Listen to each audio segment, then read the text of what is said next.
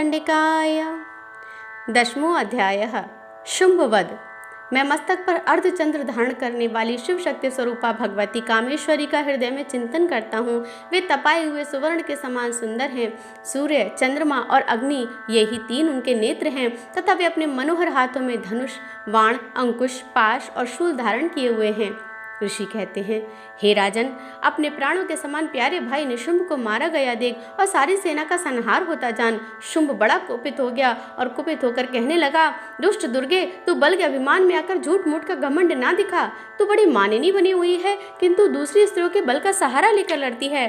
तब देवी बोली, ओ दुष्ट, मैं अकेली ही हूँ, इस संसार में मेरे सिवा दूसरी कौन है? देख, ये मेरी ही विभूतियां हैं, अतः मुझ में ही प्रवेश कर रही हैं। तदंतर ब्रह्माणी आदि समस्त देवी अंबिका देवी के शरीर में लीन हो गई। उस समय केवल अंबिका देवी ही रह गईं।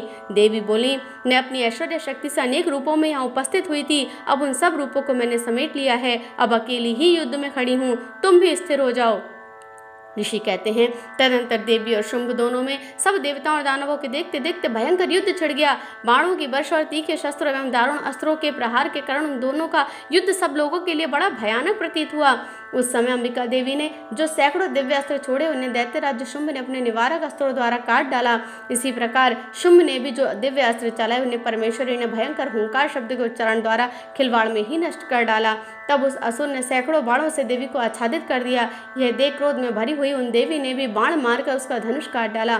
धनुष कट जाने पर फिर दैत्यराज ने शक्ति हाथ में ली, किंतु देवी ने चक्र से उसके हाथ की शक्ति को भी काट गिराया। तत्पश्चात दैत्यों के स्वामी शुंभ ने जो 100 चांद वाली चमकती हुई ढाल और तलवार हाथ में लेकर उस समय देवी पर धावा किया। उसके आते ही चंडिका ने अपने धनुष से छोड़े हुए तीखे बाणों द्वारा उसकी सूर्य किरणों के समान उज्ज्वल ढाल और तलवार को तुरंत काट दिया।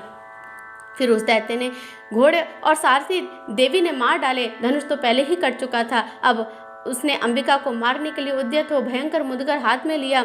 उसे आते देख देवी ने अपनी तीक्ष्ण बाणों से उसका मुदगर भी काट डाला। जिस पर वह असुर मुक्का तान कर बड़े वेग से देवी की ओर झपटा।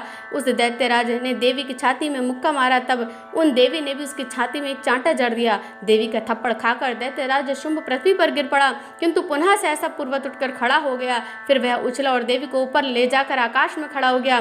तब चंडिका आकाश में बिना किसी आधार के ही शुंभ के साथ युद्ध करने लगी। उस समय दैत्य और चंडिका आकाश में एक दूसरे से लड़ने लगे। उनका वह युद्ध सिद्ध और मुनियों को विस्मय में डालने वाला हुआ। फिर अंबिका ने शुंभ के साथ बहुत देर तक युद्ध करने के पश्चात उसे उठाकर घुमाया और पृथ्वी पर पटक दिया। पटके जाने पर पृथ्वी पर आने के बाद वह दुष्टात्मा दैत्य पुनः चंडिका का वध करने के उनकी ओर बड़े वेग से दौड़ा। तब समस्त दैत्यों के राजा शुंभ को अपनी ओर आते देख देवी ने त्रिशूल से उसकी छाती छेद कर उसे पृथ्वी पर गिरा दिया। देवी के शूल की धार से घायल हो जाने पर उसके प्राण पखेरु उड़ गए।